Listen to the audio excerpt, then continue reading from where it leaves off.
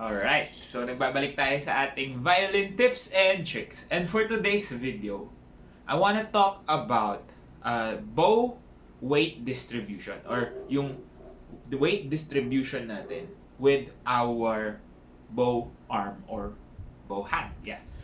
So, a lot of beginners, especially those just really starting out, tend to bow like this.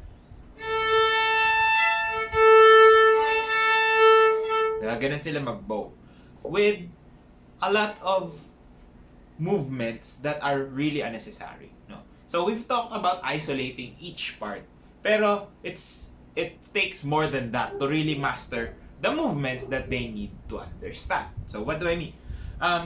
With a lot of beginners kasi, they think that because we don't want our elbows or shoulders to be higher than shoulder level, even kahit when we are on the G string, diba? We don't want it to raise over our shoulder level. They have this notion or thinking that the weight of the arm should rest on the elbow. Yun yung nangyayari. So, what happens is the movement of the hand tends to put all the weight down to the elbow. In turn, bumababa yung position. So, you see a lot of beginners doing this. Diba? Iba sumasayad na nga. So, bumababa dun yung weight. So, they put the weight directly onto the elbow. So, how do we change that? We have to understand where we put down that specific amount of weight or pressure. Okay? So, we always talk about yung banana motion. And this is really important in this application. Why? Because it is the way to put down the weight into the bow going onto the string. Pero we don't want to put pressure directly on top of our strings. We want the pressure to be going to the direction of where we are moving or drawing the bow. So, para mas maganda yung sound natin and para hindi gumalaw yung elbow pababa, we have to push it down into our hands and fingers. So, dun natin dapat nililipat. So, what I try to tell my students is that they should move their bow like this muna. Kasi they need to press down, di ba? Sabi nga natin, we always have to keep the bow on the string at all times, before we start playing. So, pag nailapat na nila na ganyan, you have to understand that the weight doesn't go here. Hindi natin hinihila papunta sa siko. We're not going to the elbows. We're not giving it anything. We're actually going to lift it up. What do I mean? Think of your arm as yung parang pin, or stylus ng isang record player, something like that. It happens, the sound comes out kasi meron contact yung pin na yun or yung tip nung stylus na yun dun sa record. And the same thing happens.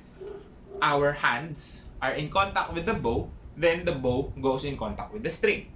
So, dapat yung bigat mo, kahit na nakababa ng konti yung elbow, because we just want to lower our elbows so that we don't combat gravity. Which is a different reason kung bakit kailangan natin siya naman itaas ng konti.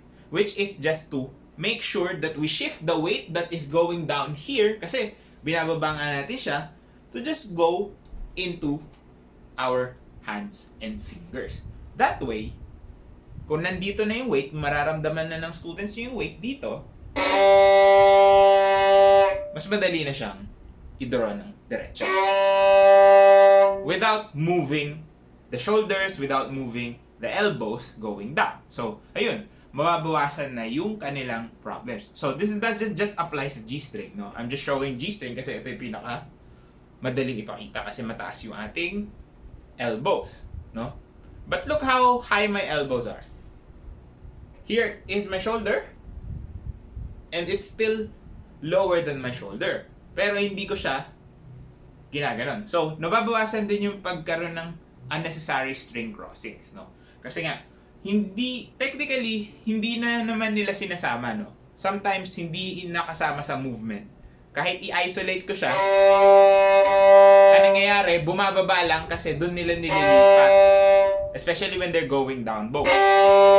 Nililipat nila doon yung weight. Thinking that the weight going to your elbow is gonna make your bow sound louder or bigger. Pero, we only have to switch the weight into our fingers. And yun nga, when we're going down bow, we're switching that weight going to our index finger para mas i-transfer niya dun down here on the stick until it reaches this end. No? Tandaan natin, the bow is a spring. Yan. And then, pag up bow naman, pabaliktad naman yung motion. We're transferring the weight coming here to here, underneath, para hindi para idiin niya dito, but for it to control itself. Diba? So, let's try sa G string. So, down. Diba? Andito yung lahat ng weight. Oh. Look at my fingers. No? Nandyan. So, mararamdaman mo meron ka konting stiffness or pressure na mararamdaman here, going there. Kailangan ma-feel mo yung mind-muscle connection. Eh? Parang gym lang. Eh, no? Pero you have to feel that connection. And then when you're going up, you have to feel that the weight is transferring here. And you're almost, okay? Not really, almost carrying your bow. Okay? So, it means that your bow is always in contact with the string. Less movements away from the string yung mangyayari. Kasi lagi ka nakaganon. Kumbaga, it's sticking your hand. Ibaba siya, no? So, try to do this, no? Exercise yun. Para makatulong. Make sure it really hits. And it makes contact. Ayan. Kasi sa up bow, ganun din. Actually, sa up bow, ganun din. And if you look closely talaga, no other movements from my elbows should come. And that should also be applicable to you, no? Kasi hindi mo naman talaga siya kailangan. Na misinterpret lang yung the way we distribute the weight that we have, no? Kasi nga, we always want to feel relaxed. No, we've always talked about relax, but iba yung passive na relax, iba yung active na relax. You have control over your body, and with the help of that, no, we're still using big muscles here, don't get me wrong. Pero we transfer that energy we get from here down to our fingers. And another thing to consider is make sure na straight yung ating arms. Kasi if it's not, the power generation coming here will not transfer directly into your bow, into your fingers, no? Kaya ang nangyari, gaganon pa rin, babagsak. Kaya siya bumabagsak kasi it's easier to put the weight here. Kasi ito, di ba? Isipin nyo na lang parang tubig, no? It will flow to the lowest angle, no? Lagi siya doon pupunta. So, yung energy mo, dito pupunta. Kaya, anong nangyayari? Gumaganon ka. So, there are a lot of things to consider, no? Posture, to distribute the needed amount of weight for you in order to play nice and relax, no? And, so, ganun. And, yun nga, dahil medyo mas mataas pa rin dapat, actually, it's not about the elbow height, ne? It's more about how straight this part is from your elbow to your fingers. Para may transfer mo siya. Kasi if you look closely, kapag nasa A ako, okay, ayan, A string, E string, A, B, and G. But I never go beyond over my shoulder level. And medyo mas mababa na nga yung elbow ko, but I still have this, no? We have this motion naman eh, to transfer that energy into our bows. And again, last thing to remember is hindi pababa. It's not going down. Kasi if it goes to the strings directly, what will happen is scratching. No? And if you don't want to scratch, you move